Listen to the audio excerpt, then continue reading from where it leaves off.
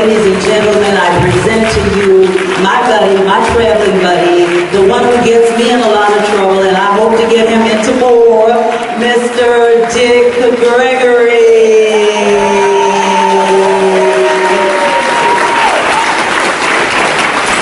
He actually just came from jail. He's got his t-shirt on that he's been picketing with all day. Thank you. Thank you very much. First, we say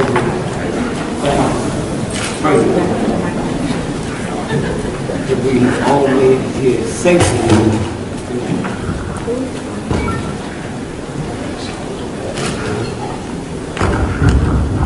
And I pray to God that your return and my return will be equally as safe. We first say to Hazel, we thank you. I come from a different paradigm.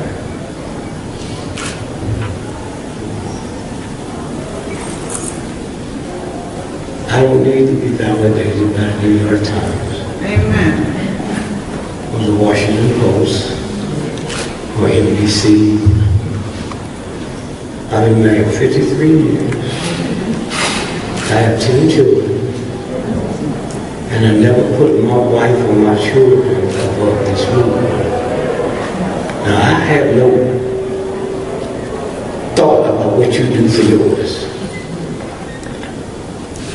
But black folks made me. When I came to a black cop, couldn't work a white nightclub. You could sing and you could dance, but you couldn't stand flat-footed and talk. I didn't know that. No professional comic that gave you the greatest laugh you ever had. The greatest laugh you ever had come from friends and relatives. Humor and comedy is a time.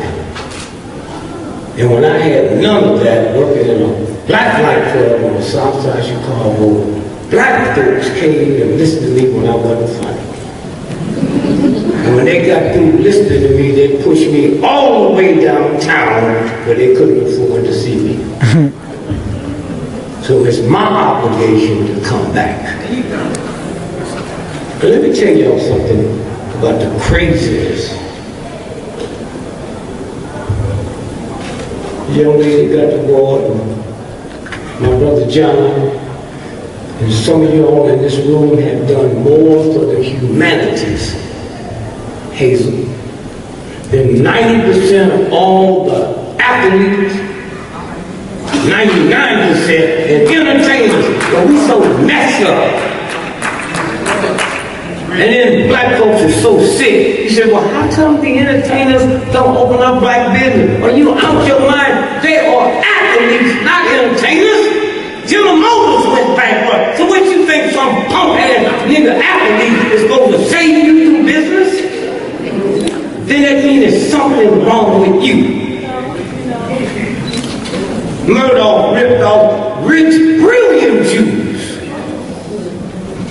And so you're going to put your hope on some giant athlete, a lot of them can't read or can't write. When I go to a football game, which I want to see that nigga outrun God, I don't go there to hear what John told us tonight. I don't go to a basketball game to see black folk get our story around the world. And so somewhere there's a new vibration now. But let me tell you something about the universal God. When they pick you, it leaves no footprints. You don't have to be validated by NBC or CBS or the Washington Post. And I have been blessed. I'll be 80 years old my next birthday, my wife be 75. We ain't got a prescription between the two of us. But you put into the universe, not religion, not Christianity. All that came after the Creator. What you put into it is give you back. It's like a bank account. And so I say, thank you for this watch. It's one thing getting an award from your peers, because you can't trick them.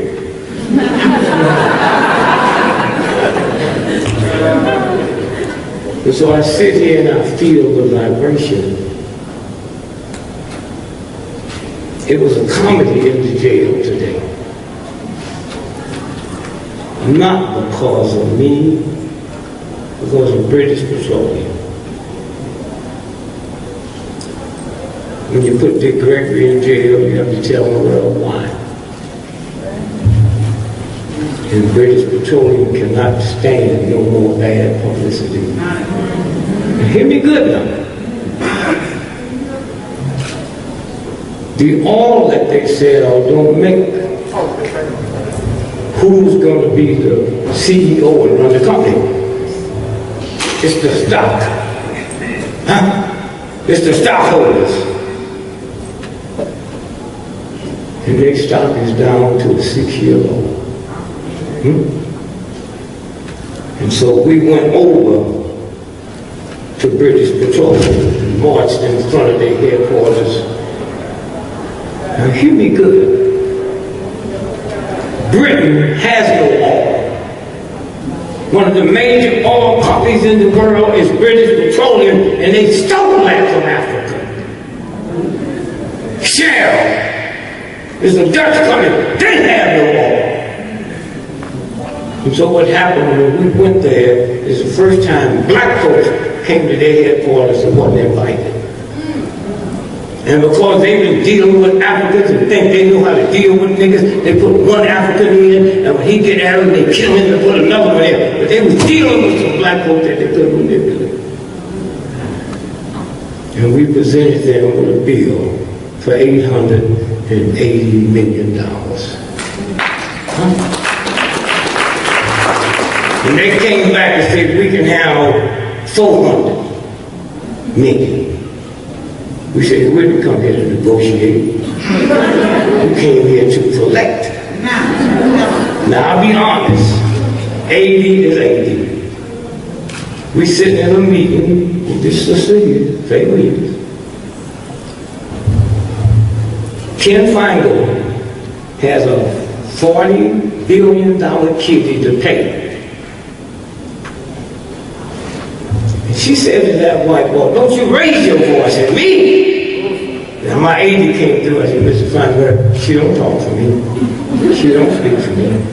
She's a young black woman. I'll be 80 years old soon. And I'm not about to have an attitude with a white boy that got a bag of money and I'm telling you to give us some today black folks. The reason I tell you that, this is the new black. And I'm so damn sick and tired of hearing you black folks talk about it's the youth. It's not about the damn youth. It's about you.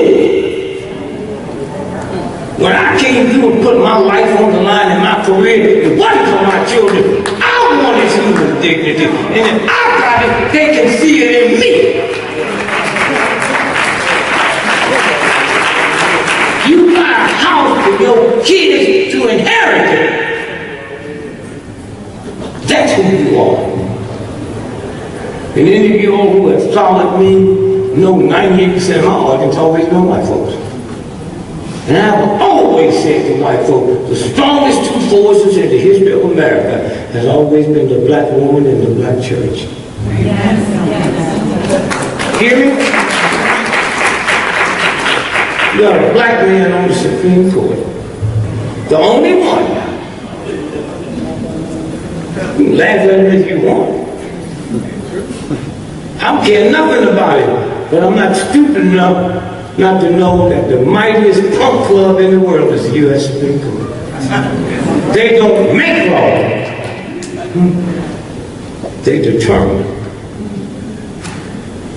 If I cannot make a human being, but I have the power to decide if you're a woman or a man, if you're a woman or a man outside, you're a woman, you're a man, y'all can't change it. That's the U.S. Supreme Court.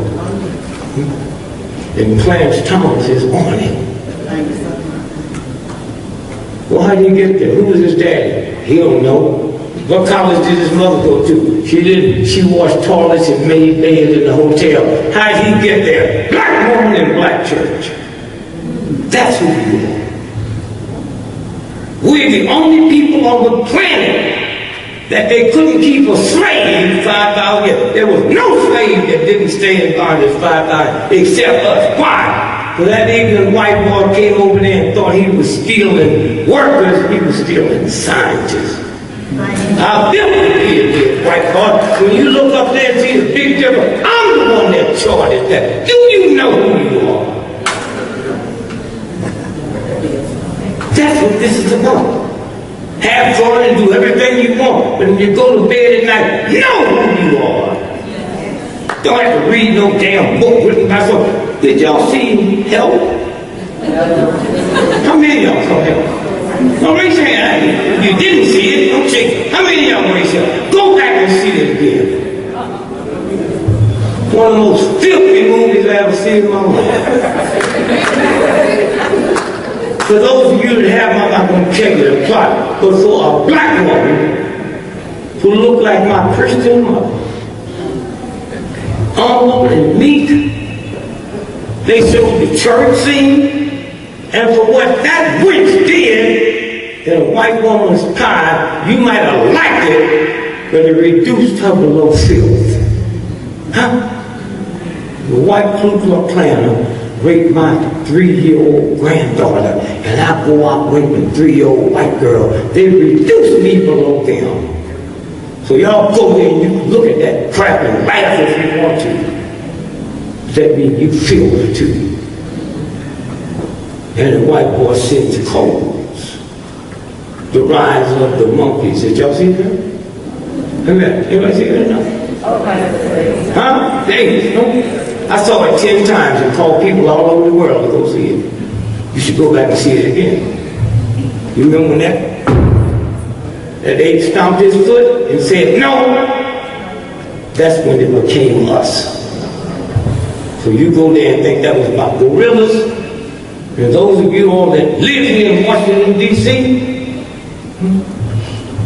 that first weekend that it came out, the Sunday Washington Post mentioned that movie twice, and then they said as of next week, all gorilla and monkey research was stopped. That's how bad they were scared when they realized it was looking at us. And then the movie that just came out a couple of weeks ago, Contagious. If you see the monkey story, Contagious follows after that, word for word. And so again, I say to you, you are the power, and you can't change nothing. When Tiger Woods was in his heyday, I can't believe, boy, that damn dumb.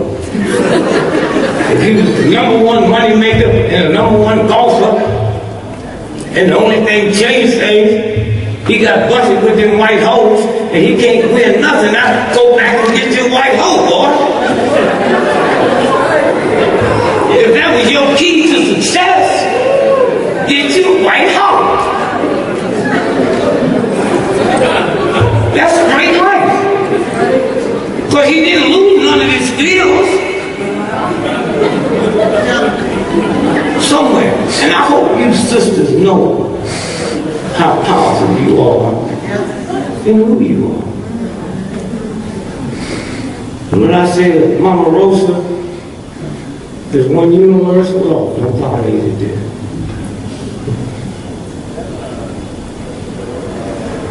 Grief is a violation of God. I came up in a society where grief was supposed to be no. I knew Coretta Scott King. In the last 12 years of her life, she never ate cooked food. She died from grief. And I remember them old black folks when I was growing up, they said, she just grieving herself to death. That white boy that played Superman had the accident and died, and 18 months later, his wife died from lung cancer, and everybody said, oh, we didn't know she smoked. She didn't. More people in America die from lung cancer from grief than smoking cigarettes. Okay? And so what you have to do is teach young folks to unwind all the filth. My mama bought our toys for Christmas. Put them under the tree and wrapped them, and then told me a white man bought them for me. Y'all don't see nothing. What you would ever bring their children thought and then say Hitler, Nazi bought them. Do you know how crazy you are? This is a game. And you got to understand the most vicious stuff you ever had put in your mind didn't come from you. Came from your mom and daddy trying to appease this redneck thug somewhere. All black folks need to go and apologize to white folks because we mad at the wrong white folks. The white folks you mad at couldn't help us if they liked us. My problem is the president of AT&T, Boeing, Harvard, and Yale, but y'all ain't gonna mess with them because they'll hurt you. And thank God, because of you, I have never been worried about hurting my white folks. And I see progress. I sit at meetings that few white folks can sit in. Queen Elizabeth made $360 million every 24 hours. She has interest on her money. And that little thug hoodoo, you got more intelligence in your baby finger than that bitch got in her whole body. But nobody ever told her she had to work. Nobody had to tell her that she is somebody. And so you need to look in the mirror and see who you are. See who you are. Oh, if you could have been in that jail with me today. Brother Brown, Senator, Brother Brown, he just came in from North Carolina. North Carolina? Now, huge position in North Carolina. He got caught up in the moment. Oh, okay, there's no in jail. I'm going to jail. He has been in jail before. I'm not coming out. And he saw something. Can't find the man with the bag of money. Told the police to tell us to call him and get an appointment. And I said to the cop, tell him to go to hell. We ain't calling him. We control him. We determine. When that news went out today that Gregory's in jail, the stockholders get worried about that bad publicity. And we're calling for a nationwide boycott of British Petroleum and then he will lose his job. I thank you, my brother, for being there. While he was in there, I told him some secrets. John, that's your kinfolk, now, John.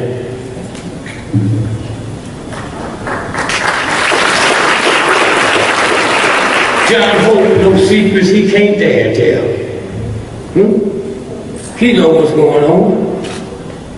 When I ran from LA to New York 50 miles a day to protest world and domestic hunger, he gets a call from the Vatican and they give him $150,000. And then told him, the second man, who ain't even Catholic, was giving to y'all in this la-la land. The second man in the Vatican is not a Catholic. He told him the 10 Jesuit colleges have to keep in $10,000 a piece to run. Why? Because white folks don't want no black folks in control of hunger. Huh? We control the world with hunger. Huh? And so somewhere when you understand who this is about, this is a game they play. When we was in Budapest, My little punky son, he was a financial analyst for the city of New York. He can't tell white folks how to spend $35 billion, but they can't touch it until we analyze it. Come on, punk, I'm going to show you the real power. And we go there drinking cognac at $40,000 a shot. And I said, Ralph, I don't think this cheap stuff. So we walked to the 16th floor where it starts at $100,000 a shot. And I said to Ralph, tell this punky son of mine, how much you make a day? He said, I don't make $50 million a day, they give me a good to wake up. I said, tell me when you fit in the scheme of things. He said, I don't. They'll kill me on the way to get your dad. And so when you hear this brother talking about business, a lot of them will be polite because they know you crazy. I don't give a damn about what y'all think about me. Black economics in America is $6 trillion a year.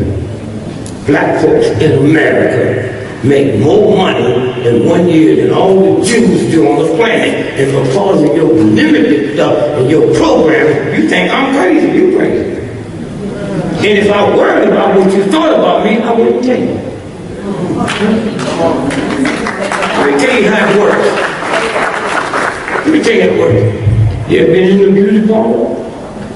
And the brother come in with them frozen steaks? 48 of them? And you buy 48 of them because you think they were stolen. Been in the barbershop, brother come in with 48 socks in a box, you buy them? No, they buy their stuff every morning with Safeway violations. Now how do you prove that? Simple. Public domain. Check, I have the #1 research team. I'm the one that released the pictures with Ron Brown with the bullet in the back of his head. And y'all walking around and loving Clinton. He's a dog. And that's how messed up you are spiritually. And the reason they couldn't deny when I released it, because the white folks that did the autopsy brought them to me. It's a game making. And all you have to do is come together with one another. Old black folks, y'all ever heard that the problem with black folks is like a bunch of crabs in a pot of hot water? Once one gets to the top, what happens? They don't. That's the hot water that make them act like that. That ain't your blackism. Blame the hot water. You scared to blame the hot water. And when I look at this brother and what y'all doing here, all we doing is turning the temperature down. And I thank you. Thank you. So I leave you tonight. Then I say to my sister, I need something to end from my point of view. I was at both those executions the other night. I was in Huntsville, Texas, saying this white boy shouldn't die. And the press from all over the world. Mr. Gregory, this is the worst. This is the worst hate crime in the history of America. If that was Hitler in there fixing to go, I'd be out there saying, kill him. If I kill your brother and they catch me and I get life in jail, that's punishment. Once they give me the electric chair, that's revenge. Yes. And how you black folks, see, I'm not against it because sometimes a person died innocent. I'm not against that. I'm not against it because those folks can't afford to get up. I'm against it because it's wrong to kill a person by mistake. And I don't have to get no permission from nobody. And so if y'all stop watching TV and see niggas in handcuffs and niggas talking bad English, if we communicated, I didn't know that a black person was a financial analyst. But I said, yo, it's my son, I know it. They didn't even see that, I'm telling you. My daughter is the bureau chief for all sex murders 15 and under in all of Brooklyn. But they're not going to tell you that. And y'all know success stories. When I hear Brother John, how many times I turn on NBC and CBS, and when they talk about big money, they should have carried you over to Europe last week. And maybe after they got some presenting their bullshit to stop market when the last stuff went up, but they don't understand that. So I thank you. I'm so happy Obama was president.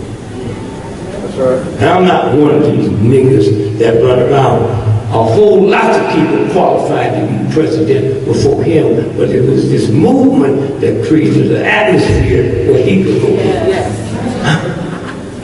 I was in Europe, somebody said, Mr. Gregory, explain to us about Obama. The first lady said, no, you have to ask somebody else. We've always had Obama. It was my mama, my sister, my aunt, my girlfriend. Y'all didn't see nothing but the maid. And if y'all want to see Obama, go to a Baptist church on Easter Sunday.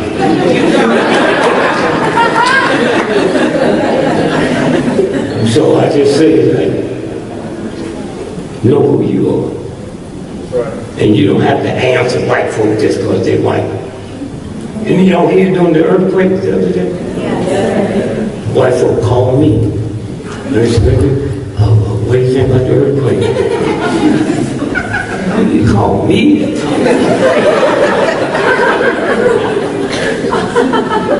What do I think about the earthquake? I was just flying in town from London.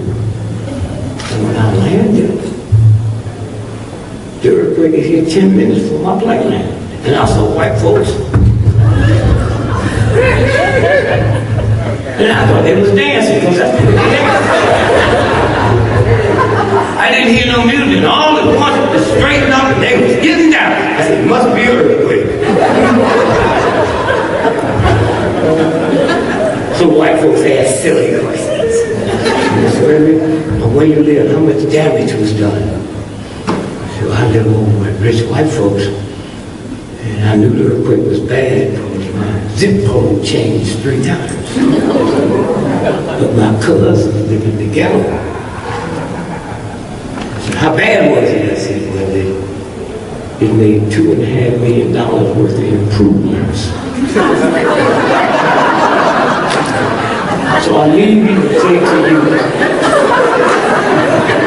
well, a little slow, huh? There's a lot of myths that you'll experience. Leave here and know who you are. Oh, y'all got to learn English. You can't wear your cap on. We just had a governor get 2 terms in California, and that punk couldn't even pronounce the state.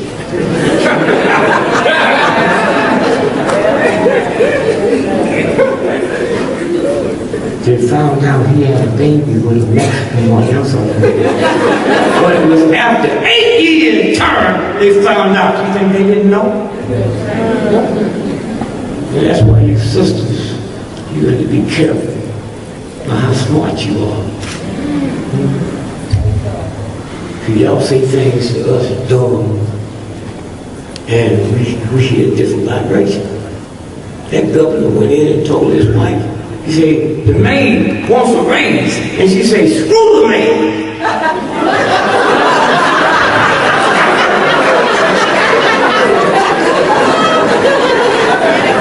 So I leave you with this. Your wife don't better declare Obama won. It really proved something to me. I was stupid enough to believe that all black folks were alike until Obama got in. And I haven't had one white person walk up to me and say, excuse me, Mr. President. And the first time I never thought I'd see the day I'd like to be white. I do. White folks are so lucky. When they finally get an African American, they get a behaved Negro. Went to their best schools. They call him anything they want to call him. They can't call him dumb. I ran for president in 1968. And if I were, this is the nigga they need.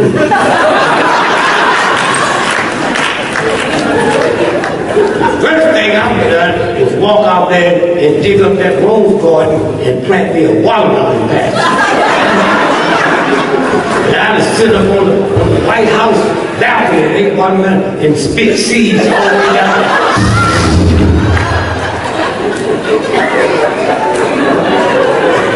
And so I say to my sister, thank you.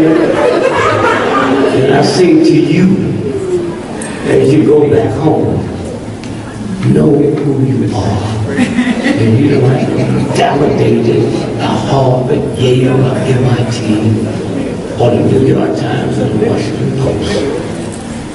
You was born a king and a queen. Know that. And so I thank you. I love you.